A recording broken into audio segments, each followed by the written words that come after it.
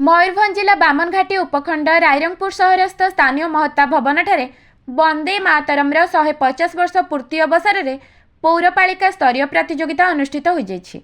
एथिरे वक्तृता रचना और चित्रांकन प्रतियोगिता आयोजित होइतिबा बेले प्राथमिक उच्च विद्यालय और महाविद्यालय छात्र छात्री माने अंशग्रहण करथिले।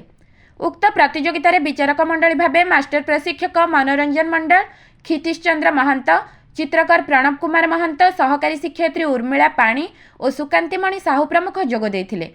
पुरस्कार वितरणी समय मुख्य अतिथि भाव रायरंगपुर म्युनिसिपालिटी कार्यनिर्वाही अधिकारी शकुंतला हस्ता और सम्मानित अतिथि रूपे सह ब्लॉक शिक्षा अधिकारी कार्तिक चंद्र कारुआ प्रमुख जोग देई कृति प्रतियोगी मानक मानपत्र और ट्रॉफी दे पुरस्कृत करथिले।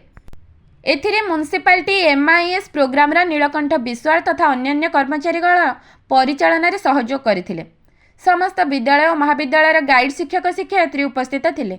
मयूरभंज रायरंगपुर श्यामलेन्दु परिडांक रिपोर्ट सठिक न्यूज ओडिशा।